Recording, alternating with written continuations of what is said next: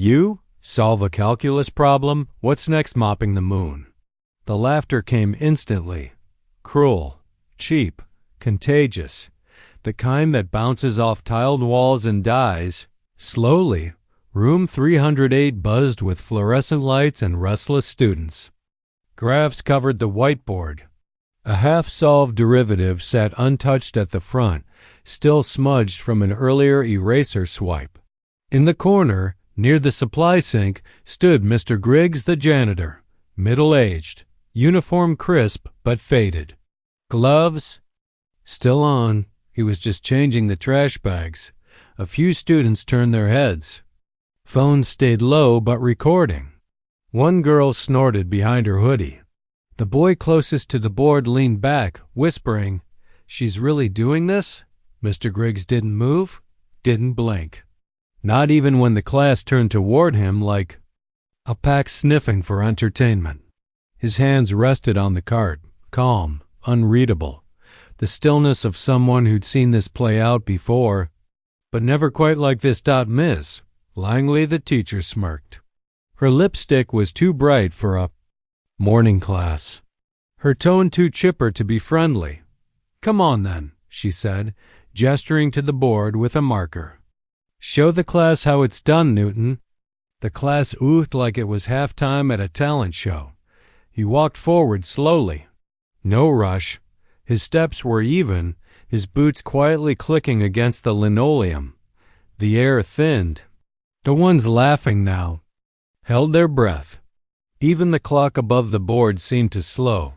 If you believe dignity should never be measured by a uniform, type respect in the comments. Mr. Griggs took the marker.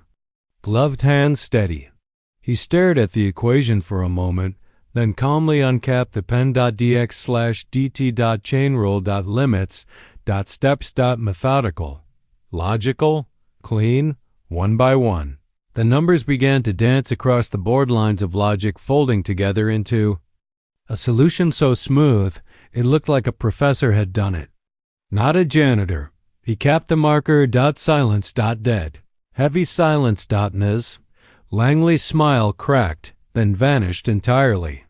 Her cheeks flushed a soft red. "That was luck," she said, but her voice lacked its earlier shine. "Would you like me to solve the implicit one beneath it too?" Mr. Griggs asked gently. Harold in the back dropped his pencil. She blinked. "Excuse me?" Mr. Griggs reached into his front pocket, pulled out a folded card, black, embossed.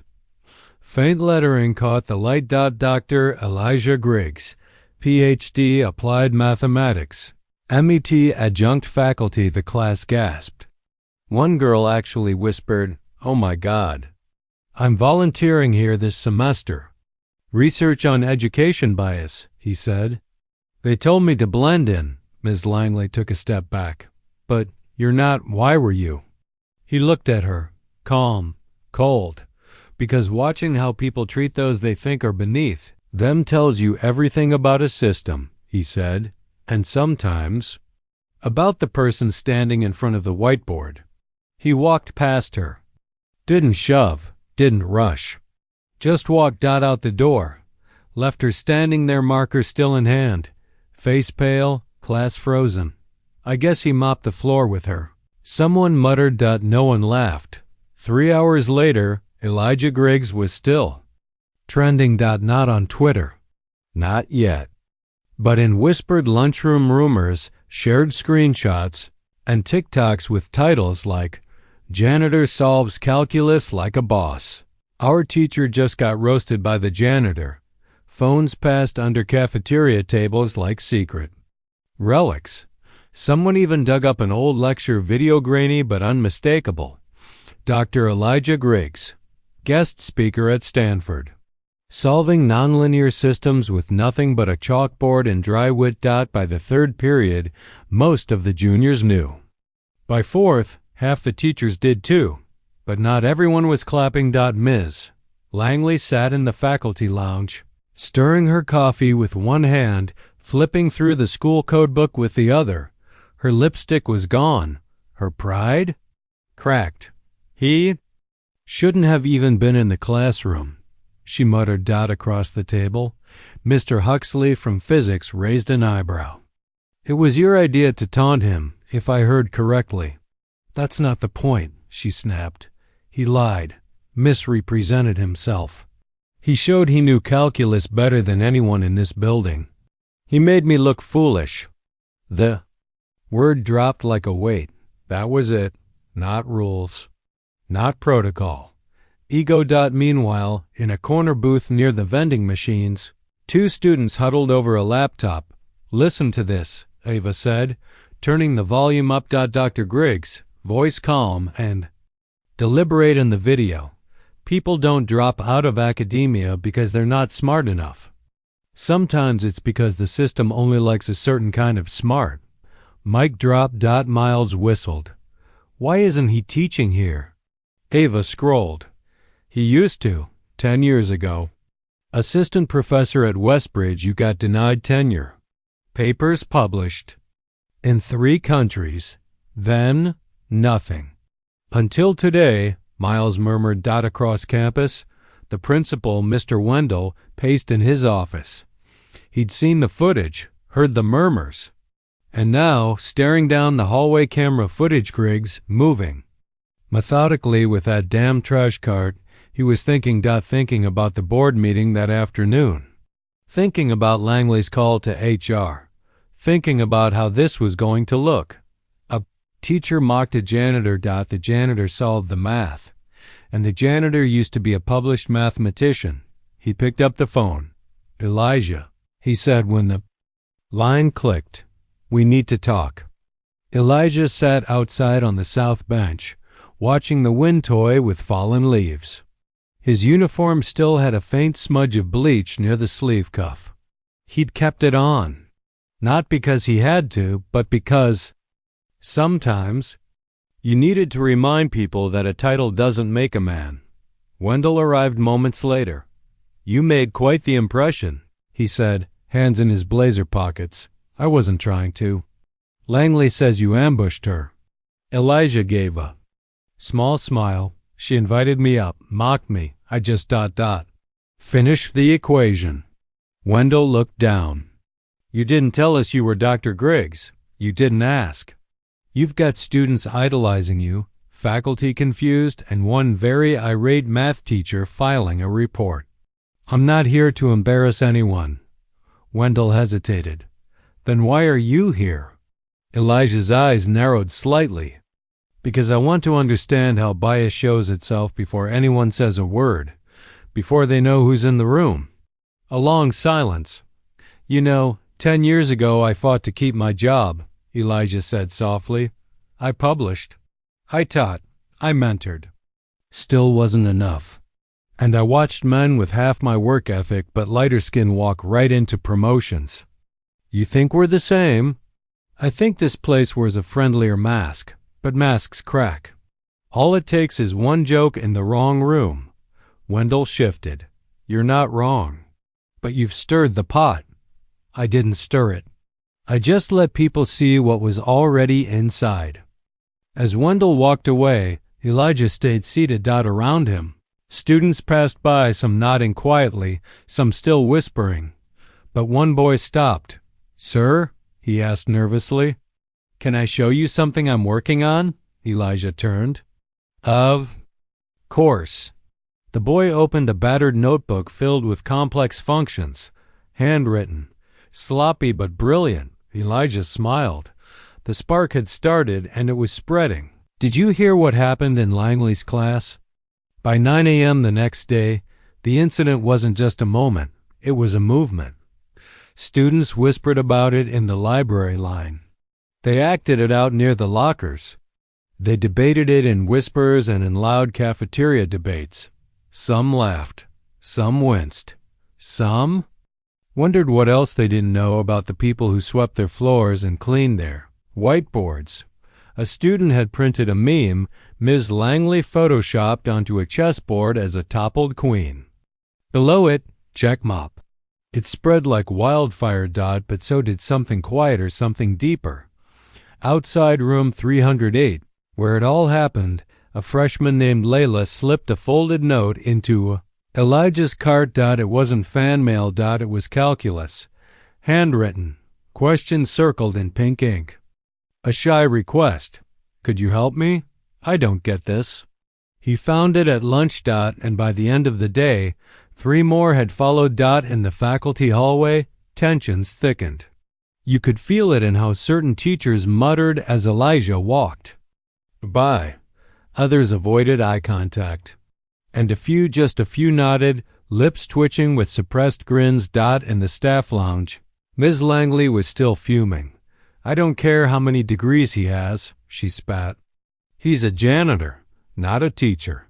And definitely not a role model. Across from her, Coach Daniels looked up from his sandwich. Funny, my entire class just asked me to invite him to career day. He humiliated me. You insulted him.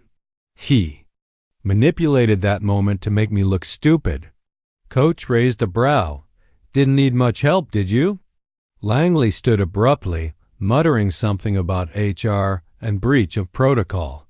But even as she stormed out, her face was a shade paler than the day before. Later that afternoon, Elijah returned to room 308, not to gloat, not to relive the moment. He just wanted to see it. The board had been cleaned, but faint outlines of yesterday's math still shimmered beneath the new ink, like a ghost. Like proof, one student sat in the back. Maya, smart, quiet, wore headphones more often than not, didn't. Think you'd come back, she said without looking up. I work here. Yeah, but most people don't come back to their crime scene. He smiled. Is that what this is now? She shrugged. Depends on who you ask. He walked to the board. Do you mind if I show you something? Maya looked up, curious. He picked up a marker. Let's talk about beauty. And then he drew a spiral, a golden ratio curve, overlaid it with a function. Showed her how math exists in seashells and sunflowers, in galaxies and guitar strings. Her eyes widened. It's everywhere, he nodded. It is. But not everyone wants you to see it, especially if you're not the right kind of smart, she hesitated. Then said, Langley told me I wasn't cut out for a P-math. He looked at her, long and steady. She was wrong. In the back hallway near the gym, 2 janitors cleaned quietly as students passed. When an older black man named Ronald leaned close to Elijah as he passed, he shook the system. Brother, he said under his breath, but watch your back. Elijah nodded once. He already knew, because as the support built, so did the resentment. That night, someone vandalized the bulletin board near the front office. They tore down student artwork and replaced it with a single typed note. Don't get inspired by mops and math. Stay in your lane. The next morning, Elijah stood in front of the board in silence. He didn't remove it. He didn't speak. He just pinned a clean sheet of paper beneath it. A quote handwritten in black ink. The mind is not a color. The soul is not a job title. Greatness doesn't need permission. Dr. Elijah Griggs. By noon, the note was shared across student group chats. By 3 p.m., someone had written respect in bold letters beneath it. By 5 p.m., the original typed insult was gone, ripped clean off. In room 308. Something else happened. During the last class of the day, Ms. Langley handed out a worksheet of word problems. When she called on Jamal, a quiet boy in the second row, he froze. She rolled her eyes. Not all of us can be janitor geniuses, I suppose. Laughter flickered from 2 kids in the back. But this time, it didn't last. Maya stood up. You don't get to say that. Langley turned. Excuse me? You don't get to keep mocking people just because you're scared of being wrong. A long pause. Langley's eyes narrowed. Sit down. But another student stood up. Then another. Elijah wasn't even in the room, but his presence was. By the time the bell rang, half the class had refused to answer her questions, quietly, without yelling. Just silence. Langley stood frozen at the front. The board behind her is untouched. Power was shifting, and she knew it. Back at his modest apartment, Elijah sorted through a stack of mail and student notes. Some thanked him. Some asked questions. A few just wrote, "You made me want to try again." But the one that stayed with him came from a girl named Elijah. She didn't ask for help. She didn't praise him. She simply wrote, "I thought I was dumb. Turns out I was just unheard." He folded the note, placed it in the inside pocket of his coat. The spark had started, but now it wasn't just spreading. It was igniting. The email came with the subject line, "Reminder, professional boundaries for non-educational staff."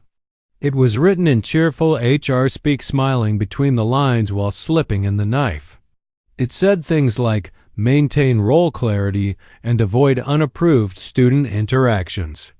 It never said his name, but it didn't have to dot by the third paragraph. It was clear. This was about Elijah Griggs. He read it twice. Once for content, twice for intent.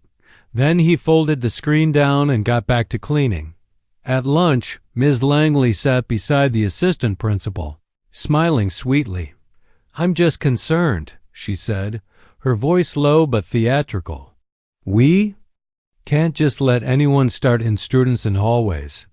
There's a safety issue, liability, even." The assistant principal nodded, eyes wary. "We've been receiving feedback." Langley added, "I think he means well. But imagine if this sets a precedent. Janitors, bus drivers, even God forbid cafeteria staff thinking they can mentor." She laughed lightly, sipping her tea, but the room had quieted. Because across from her, the counselor, Ms. Vega, raised her brow. "I think the real concern is that a student finally saw someone who looked like them solve something their teacher couldn't." Langley's smile faltered. "You think this is about race?" "I think it's about visibility." In the days that followed, Elijah noticed the changes, subtle at first, the glances, the missed work orders, supplies that arrived late, schedules that shifted without warning. One day, his keycard wouldn't open the science wing. "No idea what happened," the admin said flatly. "Must be a glitch." Another day, his name was removed from the staff spotlight board right after a student wrote, "Genius Janitor," beneath his picture in a dry erase marker. But Elijah never complained. Instead, he responded with precision. He arrived early. He answered every note he left behind. Carefully solved problems taped to lockers. He held quiet sessions in the courtyard during lunch, never teaching, just sitting beside struggling students as they taught themselves out loud. And one by one, the failing grades started to climb. Principal Wendell called him in one afternoon. The tone was guarded. "Elijah, you've shaken things." "I didn't shake anything," Elijah replied. "I just stopped pretending not to see the cracks. We're getting complaints. You've become a symbol, a distraction." "I didn't ask for that either," Wendell sighed. Langley submitted a formal concern. "Claims you're undermining her authority. She's afraid of being questioned. She's afraid of being irrelevant." They both sat quietly. Finally, Wendell asked, "Why didn't you just walk away?" Elijah leaned forward, voice calm. "Because if I leave, they win. And if I stay, some kid might stay in class one more year because they finally saw someone who made them believe they weren't broken." Wendell started, then nodded once. "No official policy violation. Not yet.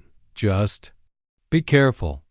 That night, Elijah unlocked the supply closet and sat alone under flickering light. He pulled out the notebook. Not his. It was Maya's. She'd given it to him earlier, full of progress, scribbles, trial and error equations. He flipped to the back page.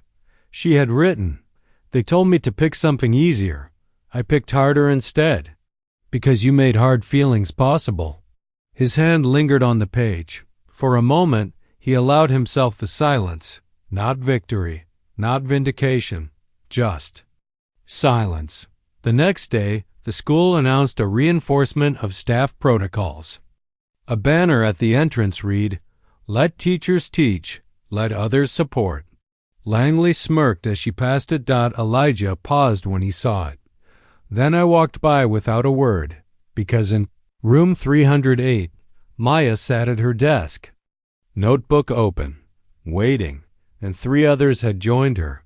One boy with a lisp and straight D's, one girl who never raised her hand, one who nearly dropped out last year. They weren't asking for a teacher. They were asking for proof that they were worth the math. And Elijah quietly, with dignity, kept giving them the answer. The school called it Lunch and Learn. But it wasn't official. No sign-ups. No announcements. Just an open courtyard table. A few math books. And Elijah Griggs sitting with his sleeves rolled up, solving equations between wiping down tables and collecting snack wrappers. By Tuesday, 5 students sat with him. By Friday, it was 11. No grades. No homework. Just curiosity, raw and unpredictable. He never led. He waited for someone to ask why they kept getting it wrong. Waited for someone to whisper, "Can you explain it again?" Waited until they forgot they were supposed to be failing. Inside the front office, the tension climbed. Ms. Langley peeked out her window, lips tight. "He's building a fan club," she muttered. "He's helping," said Ms. Vega, not looking. Up from her files, "He's undermining us," Vega sighed. "You keep using that word. Maybe what you mean is, he's doing what you were supposed to." Langley's eyes flashed. "He's a janitor." Vega looked her dead in the eye. "And you're scared." For the first time, Langley didn't answer. In room 302. Something strange was happening. Maya got her test back. A. Clean, perfect A. So did Jamal. B+. His highest all year. Even Mr. Huxley, who didn't particularly like change, mentioned that students who used to be afraid of numbers were now asking for extra practice. When Principal Wendell heard, he ran the data himself.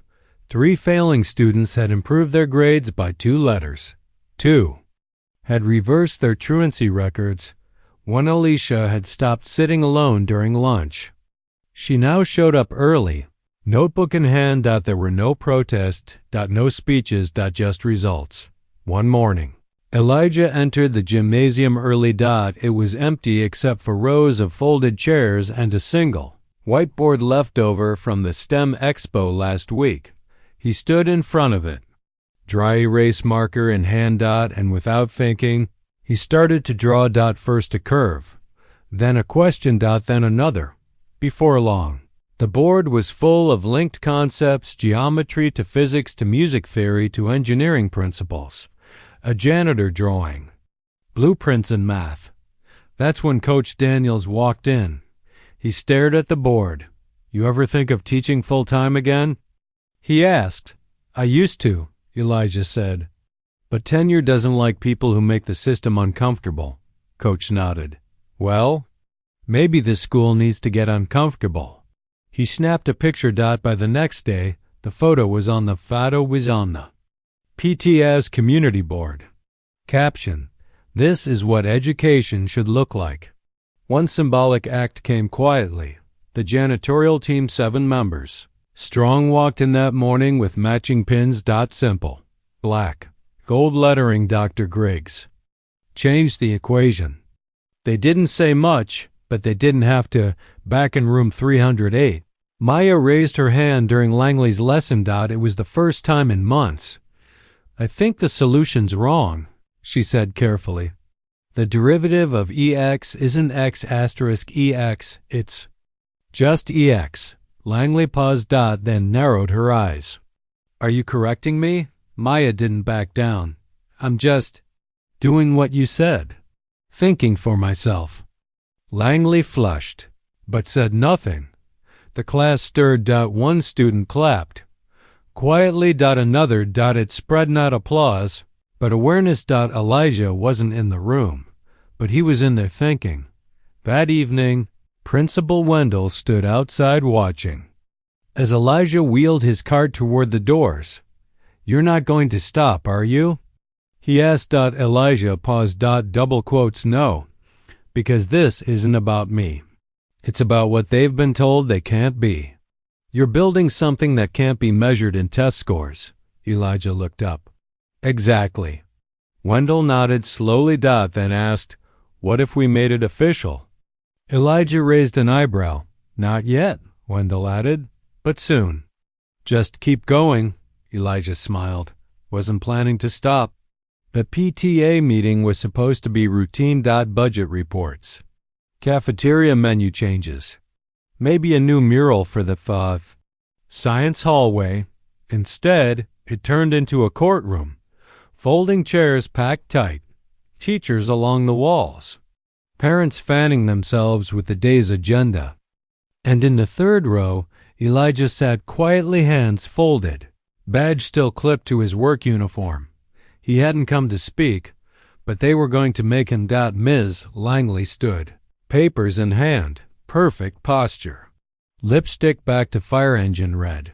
"I'd like to raise a concern," she said, her voice steady but edged with cold steel. "A matter of educational boundaries and student safety." Wendell shifted uncomfortably at the front table. "Ms. Langley, I'm speaking," she cut in sharply. The room quieted. She turned to face the crowd. "Our students are being instructed by an individual who holds no current teaching license, is not employed as faculty, and whose role officially is to manage sanitation." Whispers. She continued. "And yet, he's holding daily math sessions, guiding academic improvement plans. I have no doubt his intentions are pure. But intention is not qualification, and admiration is not accountability." Her eyes landed on Elijah. "In short, he's overstepping." Someone clapped, just once. A man in a golf shirt.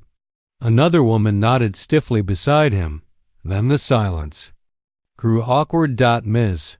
Vega raised her hand.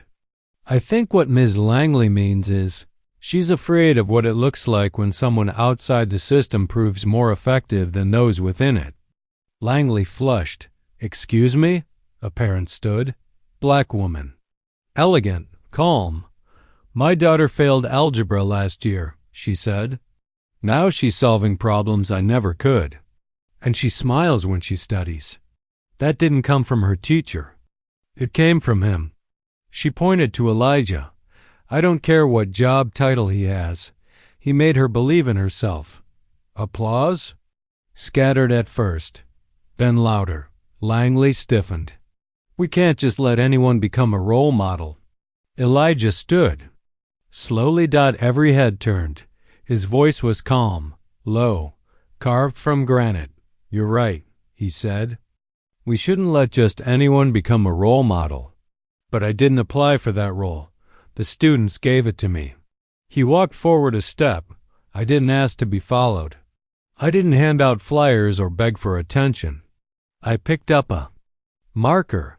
I solved a problem, and what followed was theirs.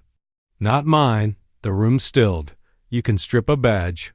You can rewrite a schedule.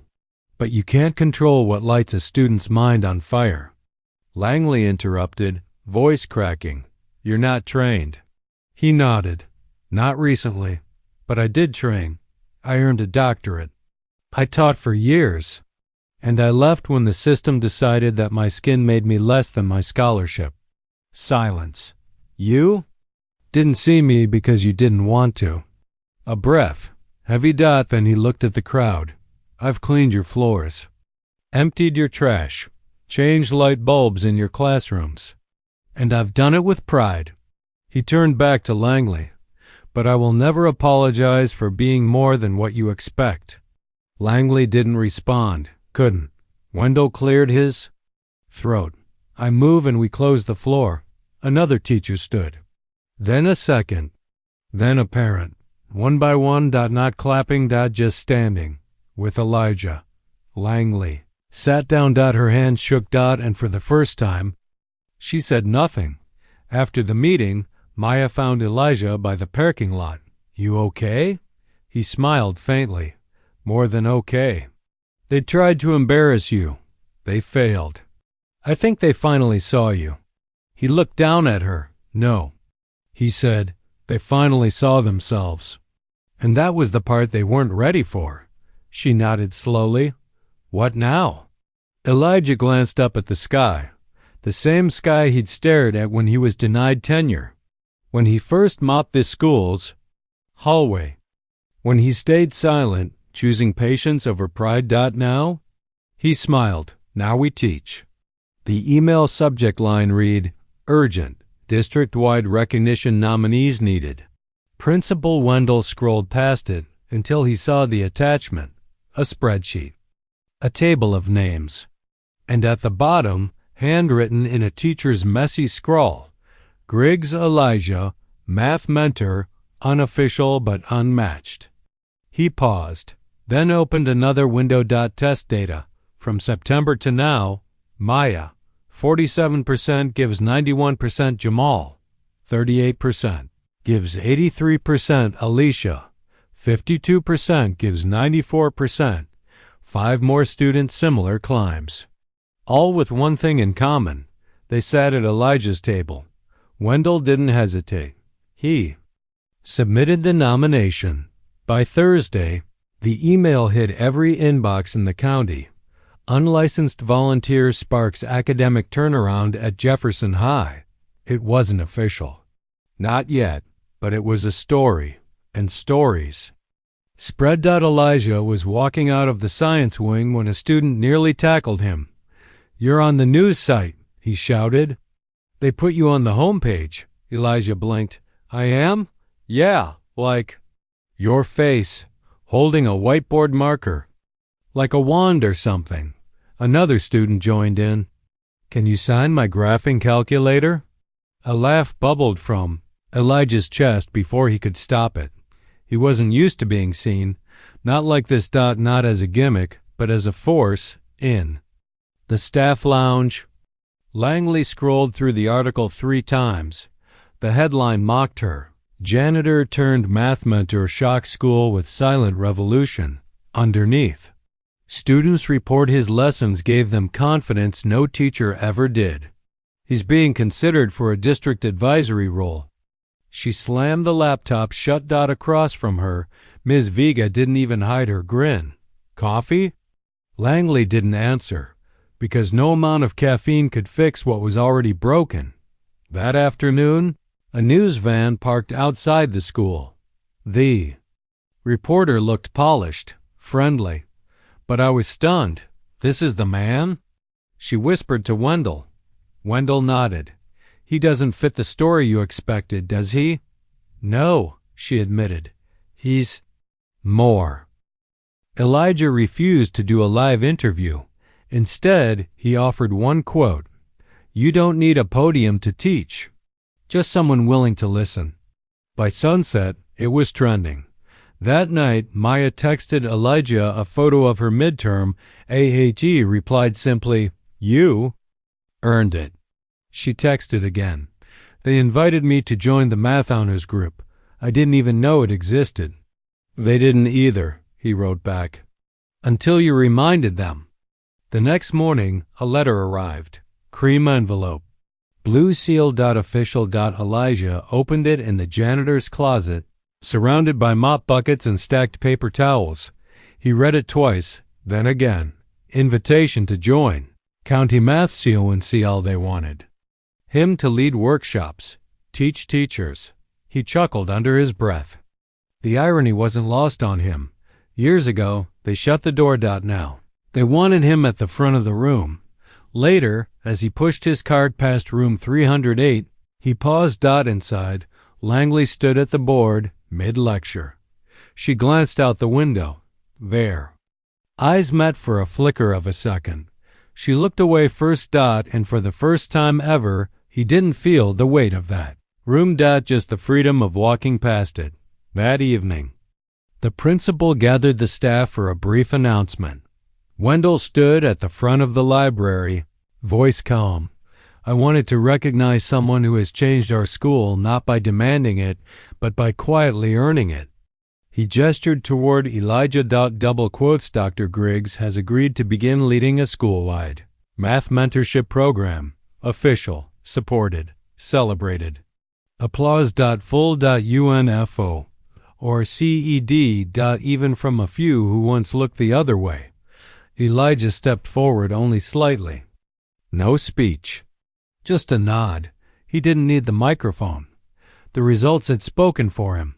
2 weeks later, the school walls looked different. Not the bricks, not the paint, but the bulletin boards. Gone were the motivational posters that read, "Dream big," above smiling cartoon pencils. Now, students have taken over. One board near the cafeteria displayed black and white portraits of hidden geniuses. Of Jefferson High. First in the series, Dr. Elijah Griggs second, Maya Hassan third. Ronald Tate, master mechanic and janitor. 25 years of service. Each caption began the same way. Not just what they do, but what they know. Another board, outside room 308, featured student-submitted math problems. A small sign read, "The Griggs Wall. Try one before class." The energy had shifted. The school didn't just house education anymore. It was starting to live on. In the main office, a policy proposal sat on Wendell's desk. Student-led recognition program for non-faculty mentors. Elijah hadn't written it. The students had 50-7 signatures, 8 typed testimonies. One printed quote from Elijah himself. "If a student learns, does it matter who helped them?" Wendell read the document twice. Then called a staff meeting. Ms. Vega was the first to speak. "We say we want equity," she said. "But equity isn't just giving everyone the same. It's recognizing when someone gives more, even without the title." Others nodded. Even Mr. Huxley murmured, "We've got kids doing calculus under stairwells." Langley said nothing, for once. That Friday, the principal took the stage at the school assembly. Most thought it would be the usual. Football announcements, club flyers, sat reminders, but then Wendell said, "Today we make history." He called Elijah to the stage. Cheers. Real ones, the kind that start low and swell with pride. Dr. Elijah Griggs will now serve as our academic engagement consultant, Wendell announced. He'll lead mentorships across departments and advise faculty on equitable teaching strategies. A new badge was handed over, not gold, not flashy, but it had his name on it. DRELIJH. Griggs faculty consultant Jefferson High. No one clapped. Louder than Maya. Later that day, Elijah stood by the vending machines. Still adjusting to the idea of being official, Ronald approached, grinning. "You know they put your picture up in the district newsletter?" "I heard. You see the new staff lounge door?" Elijah frowned. "No." Ronald led him there. And above the lounge where it used to say, "Teachers only," a new plaque now read, "Faculty and Staff Collaboration SB." Elijah stared at it.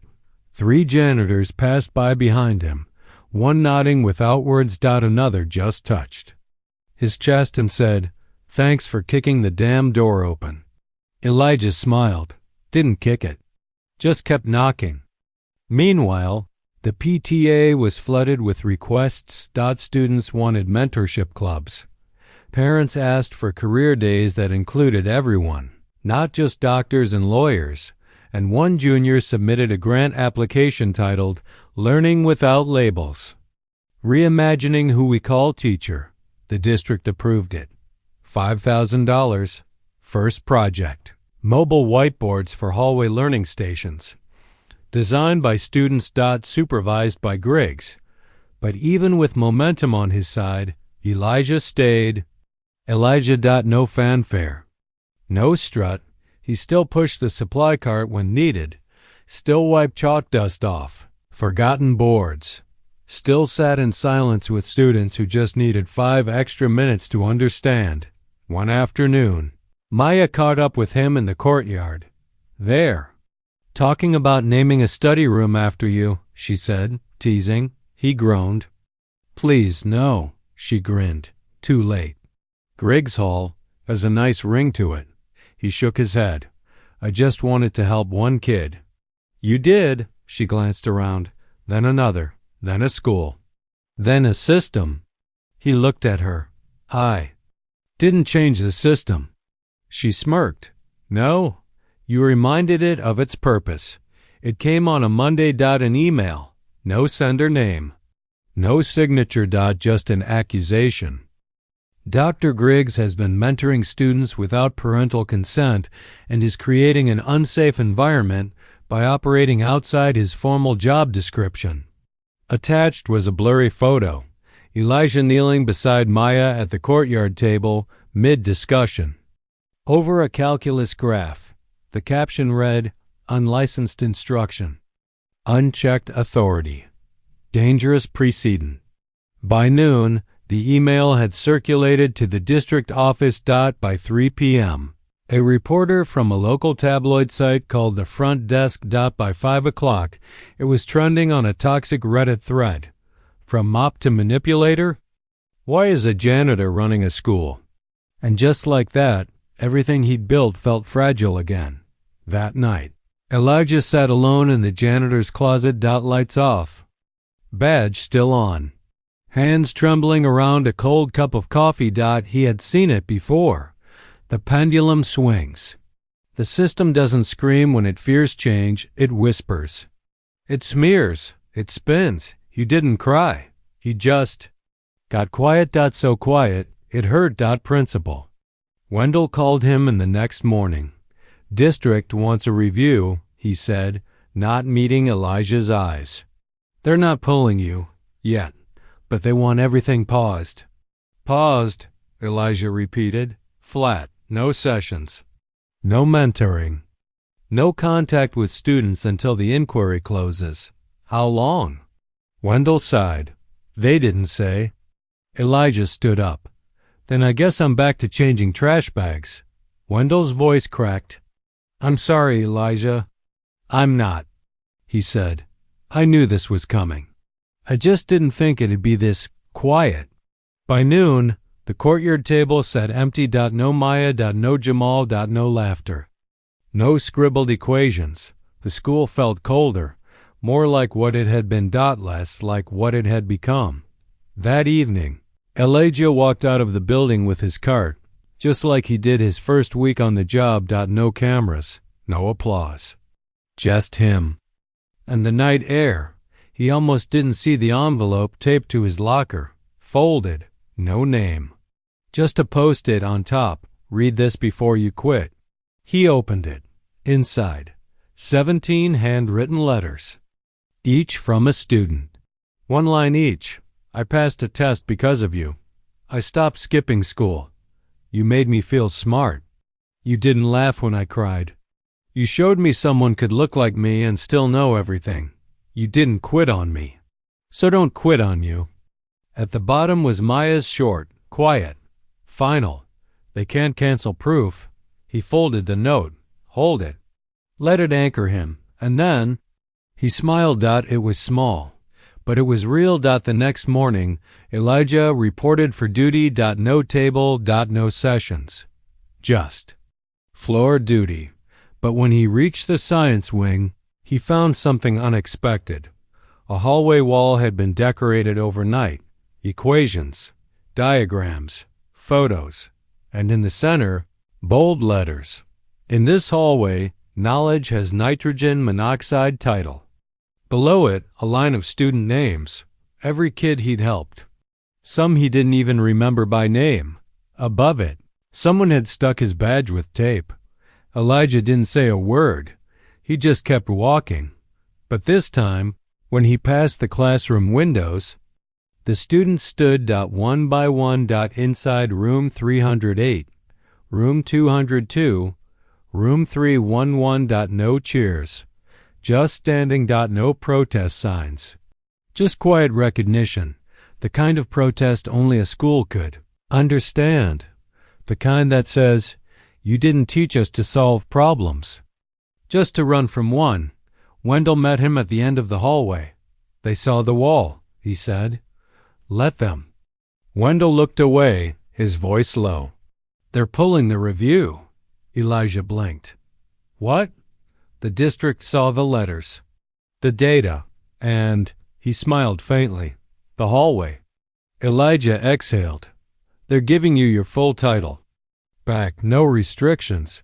A beat of silence, and Elijah. Wendell added, "They want you to speak at the next district-wide summit." Elijah tilted his head. "On what?" "Redefining who we let lead." That night, Elijah didn't return to the janitor's closet. He stayed in the faculty lounge. Graded papers with Ms. Vega. Drank tea with Coach Daniels.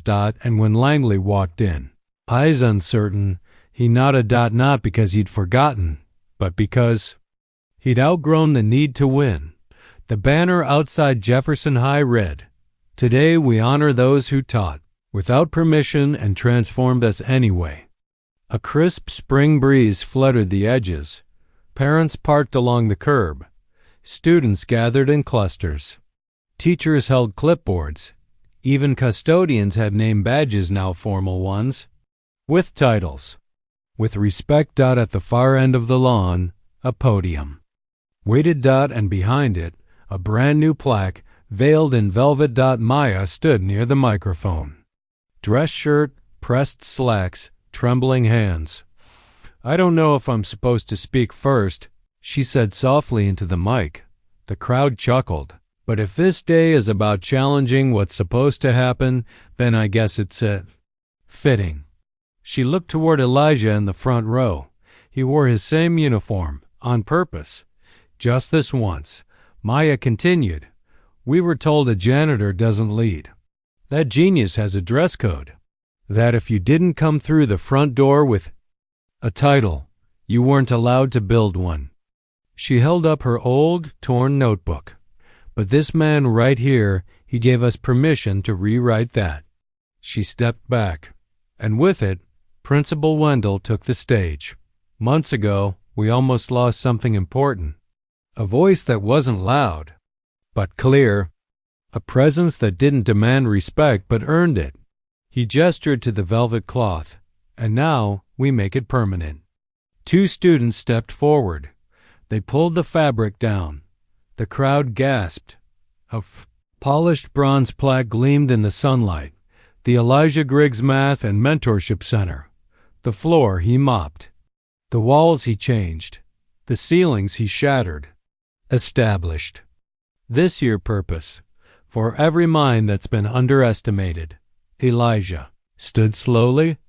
Applause rose. It didn't feel like noise. It felt like home. Later that day, Maya found him alone in the new center. Whiteboards on every wall. A long work table. Backpacks already tucked beneath it from students eager to begin again. She handed him something folded.